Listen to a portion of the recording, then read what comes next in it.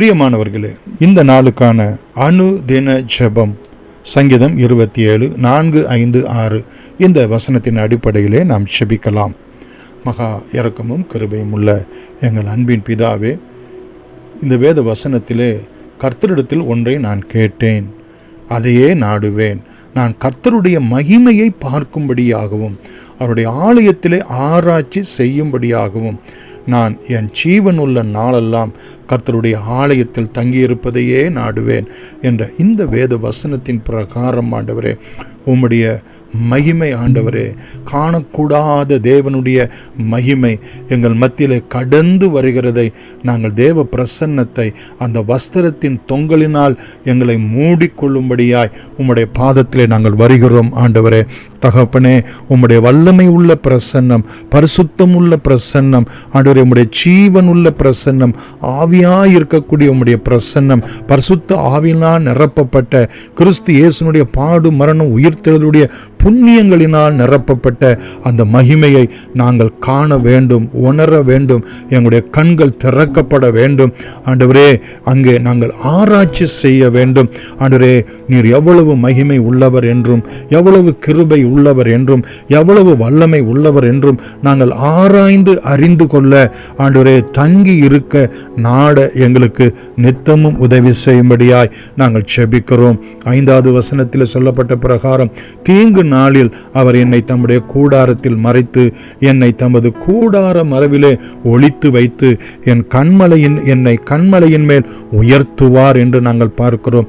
உமது கூடாரம் ஆண்டவரே, உமது ஆலயம் ஆண்டவரே, உம்முடைய மகிமை தங்கிய ஸ்தானம் ஆண்டவரே, எங்களுக்கு தகப்பனே அடைக்கலமாய் புகலிடமாய் எங்களை உயர்த்தக்கூடிய பரிசுத்த கண்மலையுமாய் இருக்கிறபடினால் எந்த தீங்கும் எங்களை துக்கப்படுத்தாதபடிக்கு யாபேசனுடைய ஜெபத்தை போல ஆண்டவரே, தீங்கு என்னை துக்கப்படுத்தாதபடிக்கு உம்முடைய கரம் எங்களோடு கூட இருந்து தேவரீர் எங்களுடைய எல்லைகளெல்லாம் ஆசீர்வதித்து நீர் ஆசீர்வதிக்கும்படியாய் வேண்டுகிறேன் என்று யாபேசு ஜெபித்தது போல உம்முடைய நாமம் தரிக்கப்பட்ட பிள்ளைகள் உம்முடைய சமூகத்தில் வந்து ஆராதிக்கும் போதெல்லாம் அவர்களுக்கு உயர்வை ஆவிக்குரிய பிரகாரமாக, உலக பிரகாரமாக, குடும்ப பிரகாரமாக கிருபையாய் கட்டளையிடும்படி உம்முடைய பாதத்திலே நாங்கள் செபிக்கிறோம் ஆண்டவரே. 6வது வசனத்தின் பிரகாரம், இப்பொழுதும் என் தலையை சுற்றிலும் இருக்கிற என் சத்துருக்களுக்கு மேலாக உயர்த்தப்படும். அது நிமித்தம் அவருடைய கூடாரத்திலே நான் ஆனந்த பலிகளை இட்டு கர்த்தரை பாடி அவரை கீர்த்தனம் பண்ணுவேன் என்று சங்கீதக்காரனாகிய தாவீது எங்களுக்கு கற்றுக் கொடுக்கிறதான இந்த ஆராதனையை ஆண்டவரே, ஆனந்த பலிகளை செலுத்தக்கூடிய ஒரு ஆராதனை ஆண்டவரே, கர்த்தரை பாடி துதிக்கிற ஒரு ஆராதனை ஆண்டவரே, கர்த்தரை கீர்த்தனைகளினாலே போற்றுகின்ற ஒரு ஆராதனையினாலே எங்களை நிரப்பும்படி உம்முடைய சமூகத்திலே நாங்கள் செபிக்கிறோம்.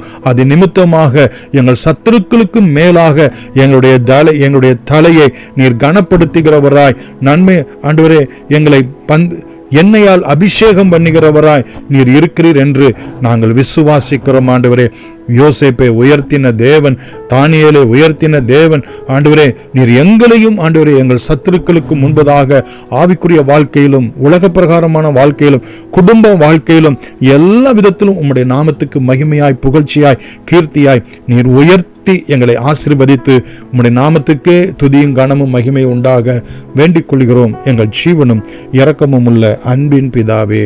ஆமென். God bless you.